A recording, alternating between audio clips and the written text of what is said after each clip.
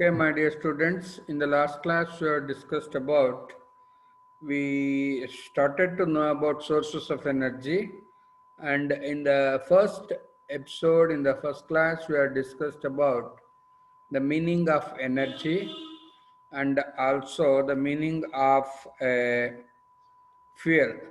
A fuel is that which gives energy in the form of heat and light is known as a fuel. So and then we learned about conventional sources of energy and non-conventional sources of energy. That is the traditional sources of energy which were existing like wood, flowing water, fossil fuels are called as conventional sources of energy, and the other sources like solar energy, biomass energy, wave energy, we call them as non-conventional sources of energy. We call them as non-conventional sources of energy. And then we came to know about renewable and non-renewable sources of energy. The energy sources which can be reused are called as are called as the energy sources which do not get exhausted are called as renewable sources of energy, and the energy sources which get exhausted are known as non-renewable sources. And we also discussed about thermal power plant where heat energy is used to get steam, and the steam will run the turbine, we get electrical energy. And then we learned about hydroelectric power station. Hydroelectric power station where the flowing water will make the turbine to run and we get electrical energy. We get electrical energy. And the next topic we learned was biomass. Biomass is the bio waste, including bio waste, all other things which you will get are known as biomass. And then this biomass can be used to get biogas. Biogas is a boon to farmers. ರೈತರಿಗೆ ಬಹಳ ಸ್ನೇಹಿತ ಹಿತಕಾರಿಯಾಗಿರ್ತಕ್ಕಂಥದ್ದು this biogas plant. And then we came to know about wind energy. I have told you to visit Chitradurga or Adichunchanagiri Mutt to see a working wind energy plant. So wind ಮಿಲ್ನ ನೋಡಬೇಕು ಅಂದರೆ ನಾವು ಚಿತ್ರದುರ್ಗಕ್ಕೆ ಹೋಗ್ಬೇಕು, ಇಲ್ಲ ಅಂದರೆ ಆದಿಚುಂಚನಗಿರಿ ಮಠಕ್ಕೆ ಹೋಗ್ಬೇಕು ಅನ್ನೋದು ಹೇಳಿದೆ. Then we learned another non-conventional source of energy, that is solar energy. Solar energy, there are two types. One is solar energy is converted into heat energy, and the next solar energy into electrical energy. A heat energy devices ಅಲ್ಲಿ we learnt about solar cooker, solar water heater. And in electrical energy, we learnt about solar cell. Solar cell, you can see a solar cooker and a solar heater. Solar cooker ಇದೆ, solar heater ಇದೆ. Solar cooker ನಾವು ಅಷ್ಟಾಗಿ ಬಳಸಲ್ಲ because it is not more advantageous. ಯಾವಾಗಲೂ ತಿಳ್ಕೊಡ್ರಿ, human nature ಏನಪ್ಪ ಅಂದರೆ they will use what is useful to them. ಅವ್ರಿಗೆ ಅನುಕೂಲ ಆಗೋದನ್ನ ಮಾತ್ರ ಇಟ್ಕೋತಾರೆ. ಹಸು ಹಾಲು ಕೊಡ್ತಾ ಇದ್ರೆ ಮಾತ್ರ ಹುಲ್ಲಾಕ್ತಾರೆ, ಇಲ್ಲ ಅಂದರೆ ಅದನ್ನು ಕಸಾಖಾನೆಗೆ ಮಾರ್ತಾರೆ. So that is human tendency. ಅರ್ಥ ಆಯ್ತಾ? ನೋಡಿ, this is solar cell, and solar cell connected in series is called as A solar panel. Solar cells connected in series is called as solar panel. Solar panel, ಅದನ್ನೇನಂತ ಕರಿತೀವಮ್ಮ? We call it as a solar panel. Solar panel. And then we have learned about tidal energy. Now the tides are caused due to gravitational pull. And then wave energy ಬಗ್ಗೆ ತಿಳ್ಕೊಂಡಿವಿ. How waves, the energy of waves is used to generate electric current ಅನ್ನೋದು ಗೊತ್ತಾಯಿತು. And then next we discussed about ocean thermal energy. We know that beneath the ocean there is a very hot layer. And then geothermal energy. ಇದ್ರ ಬಗ್ಗೆ ನಾ ಹೇಳ್ತಾ ಏನು ಹೇಳಿದೆ, ಅಯ್ಯೋ ನಮ್ಮೂರಲ್ಲಿ ದೇವಸ್ಥಾನ ಮುಂದೆ ಬಿಸಿ ನೀರು ಬಾವಿ ಅಂತಾರಲ್ಲ, ಆ ಬಿಸಿ ನೀರು ಬಾವಿ ಭಗವಂತನ ಮಹಿಮೆ ಅಲ್ಲ, that is the nature's gift. So geothermal power plant, and now we are ready to learn nuclear energy. I have told you that nuclear energy is the energy released during nuclear reactions. Nuclear reactions. ಏನಿದು nuclear reactions ಅಂದರೆ, ಅದಕ್ಕೆ ಮುಂಚಿತವಾಗಿ ನಾವು ಒಂದು ಸಣ್ಣ ವಿಷಯ ಕಲ್ತ್ಕೊಳ್ಳೋಣಪ್ಪ. Electrostatics ಅಲ್ಲಿ ಒಂದು ವಿಷಯ ಹೇಳ್ತೀವಿ, like charges repel each other and unlike charges attract each other. Like charges repel each other and unlike charges attract each other. ಈಗ ಒಂದು ಆಟಮ್ ತಗೊಳ್ಳೋಣ. ಆಟಮ್ ಅಲ್ಲಿ ಫಾರ್ ಎಕ್ಸಾಂಪಲ್ ಸೋಡಿಯಂ ತಗೊಳ್ಳೋಣ. Atomic number is 11. There will be 11 protons and 11 electrons. 11 electrons ಒಂದು nucleus ಅಲ್ಲಿ ಇವೆ. Unlike charges repel ಆಗ್ಬಿಟ್ಟು ಕಿತ್ಕೊಂಡು ಹೋಗ್ಬೇಕಲ್ವೇನ್ರಿ? ಇಲ್ಲ, ಅದನ್ನ A force will binds them together. ಒಂದು ಫೋರ್ಸು ಅದನ್ನ ಹಿಡಿದಿಟ್ಕೊಂಡಿದೆ. ಆ ಫೋರ್ಸ್ನ ನಾವೇನಂತ ಕರಿತೀವಿ? ಬೈಂಡಿಂಗ್ ಎನರ್ಜಿ ಅಂತ ಕರಿತೀವಿ. ಇಫ್ ಯು ಓಪನ್ ದಟ್, ಏನಾದರೂ ಒಂದು ಕ್ರಿಯೆ ಮಾಡಿ ಅದನ್ನು ಓಪನ್ ಮಾಡಿದ್ರೆ enormous amount of energy will be released. That energy is known as nuclear energy. Nuclear energy simple ಆಗಿ ನೀವು ಕಲ್ತ್ಕೊಳೋದೇನು ಅಂದ್ರೆ, the energy released during nuclear reactions are known as nuclear energy. ಏನಿದೆ ಸರ್ ನ್ಯೂಕ್ಲಿಯರ್ ಎನರ್ಜಿಲಿ? There are two types of nuclear reactions. One is nuclear fission. ಏನ್ ಸರ್ ಇದು nuclear fission? Fission ಅಂದ್ರೆ ಒಡಿಯೋದ್ರಿ. ಫಿಷನ್ ಅಂದ್ರೆ ಏನ್ ಹೇಳೋ? ಒಡಿಯೋದು. ನಮ್ಮ ಪೊಲಿಟಿಕಲ್ ಪಾರ್ಟೀಸ್ ಮಾಡ್ತಾರಲ್ಲ, they R breaking the people on the basis of religion, on the basis of caste, on the basis of language. ಆದ್ರೆ ನಾವು ಹಂಗಲ್ಲ, ಟೀಚರ್ಸ್. ನಾವು ವಿ ಆರ್ ಯುನೈಟಿಂಗ್ ಯು, ನಿಮ್ಮನ್ನೆಲ್ಲ ಒಟ್ಟಿಗೆ ಸೇರಿಸ್ತಿದ್ದೀವಿ ನಾವು. ಸೊ ಇಲ್ಲಿ ಗಮನಿಸ್ಬೇಕಾದ್ದು ನ್ಯೂಕ್ಲಿಯರ್ ಫಿಷನ್ ಅಂದ್ರೆ ಏನು ಅಂದ್ರೆ, ಒಂದು ಎಕ್ಸಾಂಪಲ್ ಕೊಡ್ತೀನಿ.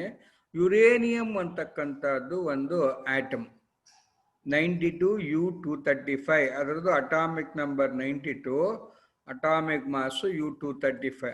ಅದನ್ನ if you bombard with a slow moving neutron, it decomposes into 2 parts. 2 ಭಾಗ ಆಗತ್ತೆ.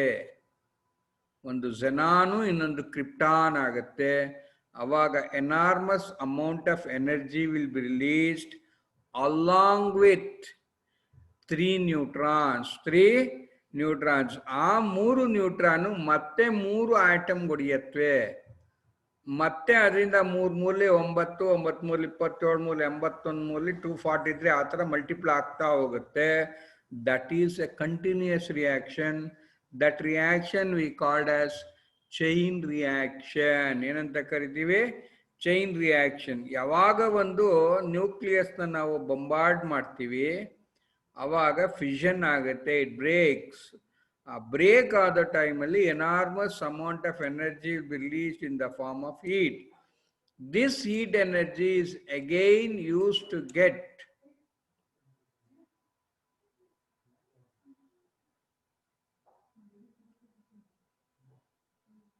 this energy is again used to boil water into steam, and that steam will run the turbine. That is called as nuclear power plant. ಅದು nuclear fission ಆಯ್ತು. ಇನ್ನು nuclear fusion ಅಂದ್ರೆ ಏನಪ್ಪಾ ಅಂದ್ರೆ, 2 light nuclei,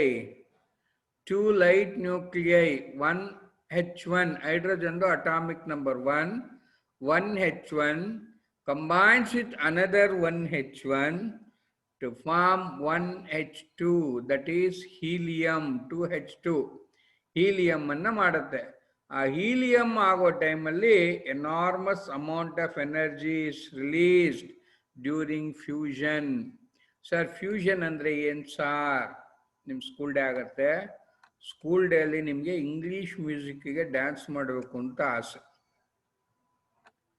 ಆದರೆ miss no no ಅಂತಾರೆ. ಅವಾಗ ಏನು ಮಾಡ್ತೀರ ನೀವು? ಮಿಸ್ ಫ್ಯೂಷನ್ ಮಾಡ್ಬಿಡ್ತೀವಿ ಮೇಡಮ್ ಅಂದ್ಬಿಟ್ಟು ಫಸ್ಟು ಜಯ ಗಣೇಶ್ ಗಣೇಶ್ ಅಂತ ಒಂದು ಹಾಡು ಹಾಕ್ತೀರ, ಆಮೇಲೆ ಕೋಲ್ ಮಂಡೆ ಅಂತ ಒಂದು ಲೈನ್ ಹಾಕ್ಬಿಡ್ತೀರ, ಆಮೇಲೆ ಮಾಯದಂತ ಮಳೆ ಬಂತಂತ ಹಾಕ್ತೀರ, ಆಮೇಲೆ ಲಾಸ್ಟ್ ಲೈನ್ ರಂಗದೇ ಬಸಂತಿ ಹಾಕ್ತೀರ. ಅದಾದ್ಮೇಲೆ ಇನ್ನೊಂದು ಲೈನ್ ಮಿಸ್ಗೆ ಪ್ರಾಕ್ಟೀಸಲ್ಲಿ ತೋರಿಸೇ ಇರಲ್ಲ. ಆ ಥರ ಒಂದು 5-6 ಹಾಡುಗಳನ್ನ ಸೇರಿಸಿ ಒಂದೇ ಸಾಂಗ್ ಮಾಡೋದು ಫ್ಯೂಷನ್ ಅಂತ ಕರಿತೀವಿ. ಇಲ್ಲಿ ನಮ್ಮ ಕೆಮಿಸ್ಟ್ರಿಲಿ ಏನಾಗುತ್ತೆ, ಇದು ಕೆಮಿಸ್ಟ್ರಿನೂ ಹೌದು, ಫಿಸಿಕ್ಸು ಹೌದು. 2 light nuclei fuse to form another nucleus by releasing enormous amount of energy. This is known as nuclear fusion. Nuclear fusion. ಒಂದು ಈ ನ್ಯೂಕ್ಲಿಯರ್ ಫ್ಯೂಷನ್ ಅನ್ನೋದನ್ನ ನೋಡಿ ಏನಕ್ಕೆ ಮಾಡಿದ್ರಪ್ಪ ಅಂದರೆ, it was use to get nuclear bomb, nuclear weapons. ಅರ್ಥ ಆಯ್ತೇನೋ? ಒಂದು ಹೈಡ್ರೋಜನ್ ಬಾಂಬ್ ಹಾಕ್ಬಿಟ್ರೆ ನಮ್ಮ ಇಡೀ ಬೆಂಗಳೂರೇ ಢುಮ್ ಅಂದ್ಬಿಡ್ತೈತಿ. ಸೊ ಅದಕ್ಕೆ ಅವ್ರು ಏನು ಮಾಡೋರೆ, ಚೈನೀಸು ಯಾವ ಬಾಂಬ್ ಹಾಕಿರ್ತಾನೆ ನಾವು ಗೊತ್ತಾಗೋದು ಅಂದ್ಬಿಟ್ಟು ಕೊರೋನಾ ವೈರಸ್ ಬಿಟ್ಬಿಟ್ರು. ಆ ಬಿಟ್ಟಿದ್ದ ವೈರಸ್ಗೆ ನಮ್ಮ ಟಿ ವಿಯವರು ಎಷ್ಟು ಪಬ್ಲಿಸಿಟಿ ಕೊಟ್ಬಿಟ್ರು ಅಂದರೆ, ನಾವು we R varied about our self. ನಮ್ಮ ಬಗ್ಗೆ ನಾವೇನೇ ಭಯ ಪಟ್ಕೋತೀವಿ, ನಮ್ಮ ಬಗ್ಗೆ ನಾವೇ ಅನುಮಾನ ಪಟ್ಕೋತೀವಿ. ಯಾರನ್ನ ಮಾತಾಡ್ಸೋಕೆ ಭಯ, ಯಾರನ್ನ ಮುಟ್ಟೋಕೆ ಭಯ ಆಗ್ಬಿಟ್ಟೈತೆ ನೋಡು. ಅವರು ಬಿಟ್ಟಿದ್ದು ವೈರಸ್, ನಮ್ಮ ಟಿ ವಿಯವ್ರು ಮಾಡಿದ್ದು ಅದನ್ನು mentally they made us weak. ಅವರು ಫಿಸಿಕಲಿ ವೀಕ್ ಮಾಡೋಣ ಅಂತ ವೈರಸ್ ಬಿಟ್ಟರು, ಇವರು ಮೆಂಟಲಿ ವೀಕ್. ಈಗ ನಾವು physically, mentally, even economically our nation is becoming weak. ಅರ್ಥ ಆಯ್ತಾ? ಓಕೆ. ಈಗ ಅಡ್ವಾಂಟೇಜಸ್ ಏನಪ್ಪ, ನ್ಯೂಕ್ಲಿಯರ್ ಫ್ಯೂಷನ್ದು ಅಡ್ವಾಂಟೇಜಸ್ ಏನಪ್ಪ ಅಂದರೆ, here we can get the energy at the cheaper rate. It produces very large amount of energy per unit mass. ಅಂದರೆ ನೀನು 1 gram hydrogen, 1 gram uranium ಅನ್ನು ನೀನು ಬಂಬಾರ್ಡ್ ಮಾಡಿ ಎನರ್ಜಿ ತಗೊಂಡ್ರೆ, it will be equal to burning of 100 tons of coal. 100 ton ಕೋಲನ್ನು ಬೇಯಿಸಿದ್ರೆ ಅಂದರೆ ಸುಟ್ರೆ ಎಷ್ಟು energy ಬರುತ್ತೋ ಅದು 1 ಗ್ರಾಮಲ್ಲಿ ಬರುತ್ತೆ. ಅರ್ಥ ಆಯ್ತೇನಪ್ಪ? If safely measure are taken. ಏನು ಡಿಸಡ್ವಾಂಟೇಜ್ ಏನು? The cost of nuclear reactor is high, very high. ಯಾವಾಗ ನಿನಗೆ ಚೀಪಲ್ಲಿ ಸಿಗಬೇಕೋ ಇನ್ವೆಸ್ಟ್ಮೆಂಟ್ ಜಾಸ್ತಿ ಮಾಡಲೇಬೇಕು. The availability of nuclear fuel is limited. Nuclear ಫ್ಯೂಯಲ್ನ ಅದನ್ನೇನು ಮಾಡೋಕ್ಕಪ್ಪ ಅಂದರೆ ಎನ್ರಿಚ್ಮೆಂಟ್ ಅಂತ ಮಾಡ್ಕೋಬೇಕು. ನೀನು 1,000 kg ಪಿಚ್ ಬ್ಲೆಂಡ್ ಅಂತ ಕರಿತೀವಿ. ಆ ಪಿಚ್ ಬ್ಲೆಂಡ್ ಅಂತಕ್ಕಂಥದ್ದೇನು, that is the source mineral where we can get uranium. 1,000 kgನ ನೀನು ಶೋಧನೆ ಮಾಡಿದ್ರೆ we can get 1 or 2 grams. 1 or 2 grams. ಅದೆಲ್ಲದಕ್ಕಿಂತ ವಿಶೇಷವಾದ ಒಂದು ಇದೇನಪ್ಪ ಅಂದರೆ, ಒಂದು ಎಕ್ಸಾಂಪಲ್ ಹೇಳ್ತೀನಿ ಕೇಳು. ಈ ಕ್ಯಾನ್ಸರ್ ಅಂತಕ್ಕಂಥ ಒಂದು ರೋಗ ಇದೆ, that is treated by radiation therapy. Radiation therapy, radium ಅಂತ ಒಂದು ಎಲಿಮೆಂಟ್ ಇದೆ. That element emits radiations. Those radiations are made to fall on the area where cancer cells are there. ಏನು ಸರ್ ಇದು ಕ್ಯಾನ್ಸರ್ ಅಂದರೆ? Unwanted growth of cells in our body. Rowdyism ಥರ. Rowdyism ಅಂತಕ್ಕಂಥದ್ದೇನೋ ನಮ್ಮ ಥರನೇ ಇರ್ತಾರೆ, ಬಟ್ ಅನ್ವಾಂಟೆಡ್ ಅವ್ರು ನಮಗೆ. ಅರ್ಥ ಆಯ್ತೇನೋ? ಇದು ಅಷ್ಟೇ, ಬಾಡಿಲಿ ಸೆಲ್ಸ್ ಇರುತ್ತೆ, ಅವು ಮಲ್ಟಿಪ್ಲೈ ಆಗ್ತಾ ಇರುತ್ತೆ. This unwanted multiplication is cancer. ಅವಾಗ ಏನು ಮಾಡ್ತೀವಿ ನಾವು? ಆ ಸೆಲ್ಸ್ನ ಸುಟ್ಟಾಕ್ಬಿಡ್ತೀವಿ. ಅದನ್ನು ಸುಟ್ಟಾಕಕ್ಕೆ ಏನು ಮಾಡ್ತೀವಿ? ರೇಡಿಯೇಷನ್ಸ್ ಬಿಡ್ತೀವಿ. ಆ ರೇಡಿಯೇಷನ್ಸ್ ಏನಂತ ಕರಿತೀವಿ? ರೇಡಿಯೋ ಆಕ್ಟಿವ್ ರೇಡಿಯಂ ಅಂತಕ್ಕಂಥದ್ದು ಕೊಬಾಲ್ಟ್ 60 ಅಂತ ಒಂದು ಎಲಿಮೆಂಟ್ ಇದೆ. ಆ ಕೊಬಾಲ್ಟ್ 60 ಇಂದ ಬರುವಂಥ ರೇಡಿಯೇಷನ್ಸ್ನ ಬಿಟ್ಟರೆ ನಮ್ಮ ಕ್ಯಾನ್ಸರ್ ಸೆಲ್ಸು ಸತ್ತೋಗುತ್ತೆ. ಅರ್ಥ ಆಯ್ತೇನಪ್ಪ? ಕೊಬಾಲ್ಟ್ 60 ಅಂತ. ಆದರೆ ಆ ರೇಡಿಯೇಷನ್ ಥೆರಪಿ ನೀಡ್ತಾನಲ್ಲ doctor, he will be prone to these radiations. ಅವನಿಗೆ ಏನು ಮಾಡ್ತಾರೆ, ಅದಕ್ಕೇನೆ ಒಂದು ತಿಂಗಳ ಕೆಲಸ ಆದಮೇಲೆ ಒಂದು ವಾರ ರಜಾ ಕೊಟ್ಬಿಟ್ಟು ಗೌರ್ಮೆಂಟ್ ಅವರೇನೆ ಹಾಸ್ಪಿಟ್ಲ್ ಅವರೇನೆ ಅವನಿಗೆ ರೆಸ್ಟ್ ಕೊಡ್ತಾರೆ. ಬಿಕಾಸ್ ಅದೇನಾಗುತ್ತಪ್ಪ ಅಂದರೆ those radiations will kill the cells in healthy body also. ಅದರಿಂದ ಒಂದೇನಪ್ಪ ಅಂದರೆ ಅರ್ಲಿ ಕ್ಯಾಟರಾಕ್ಟ್ ಅಂದರೆ ಕಣ್ಣು ಪೊರೆ ಬಂತು ಅಂತ ಇದೆ. ಆ ಪೊರೆ ಬರೋದು ಯಾವಾಗ ಅಂದರೆ ಒಂದು 58, 59, 60 ಆದಮೇಲೆ. ಬಟ್ ಇಲ್ಲಿ ಕೆಲಸ ಮಾಡೋರಿಗೆ ಅರ್ಲಿ ಕ್ಯಾಟರಾಕ್ಟ್. ಆಮೇಲೆ ಆ ನ್ಯೂಕ್ಲಿಯರ್ ರೇಡಿಯೇಷನ್ಸ್ ಇದೆಯಲ್ಲಪ್ಪ, ಅದು they will be emitting.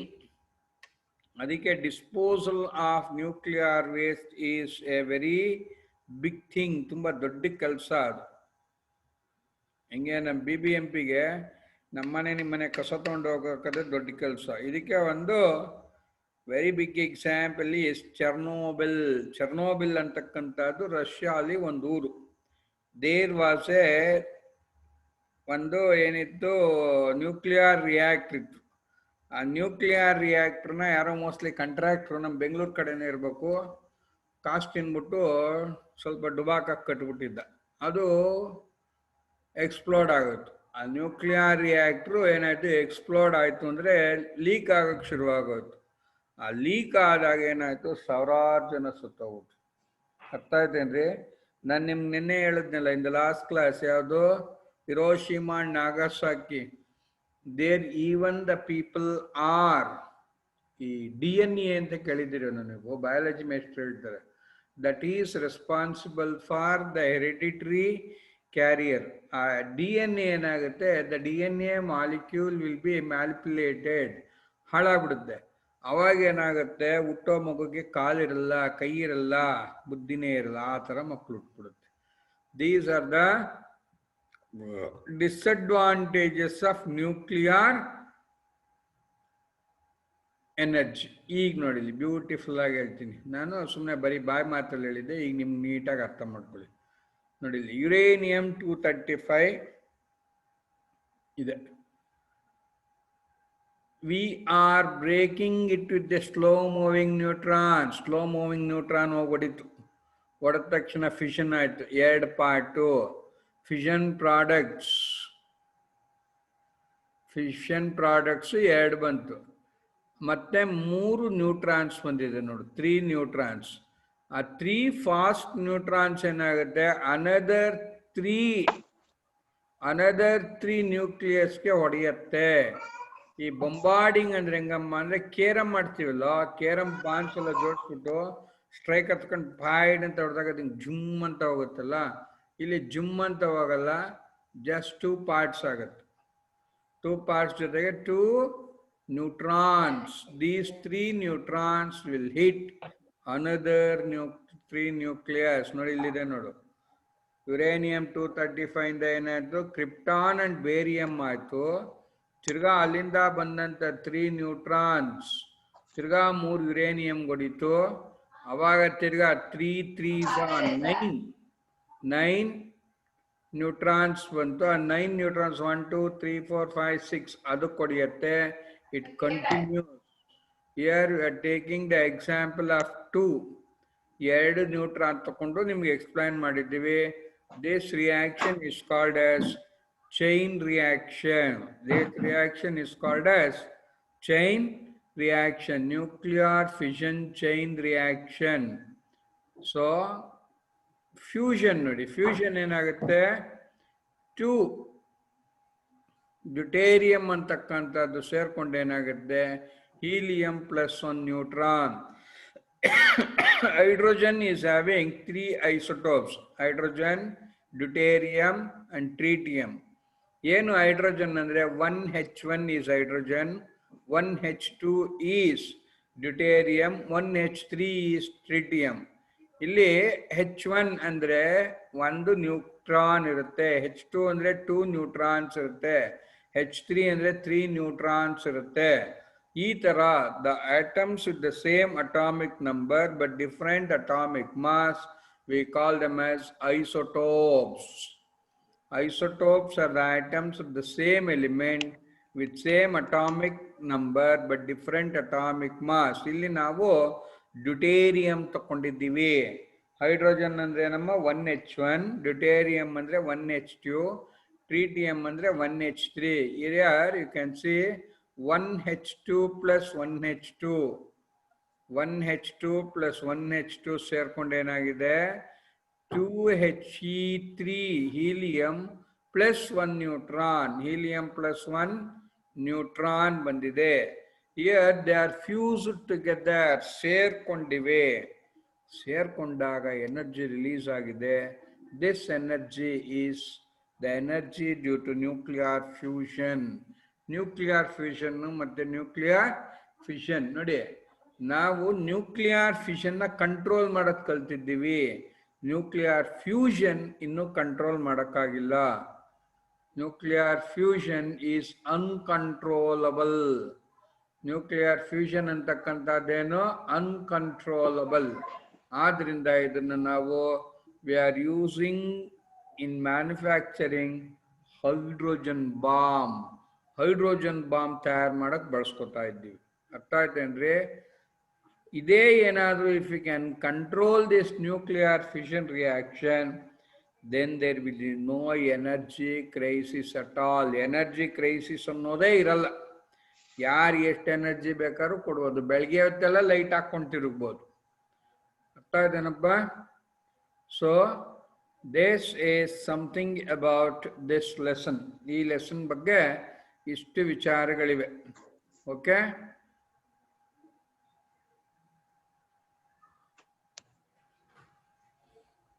so once again let us have a recap of the whole lesson. Let us have a recap of the whole lesson.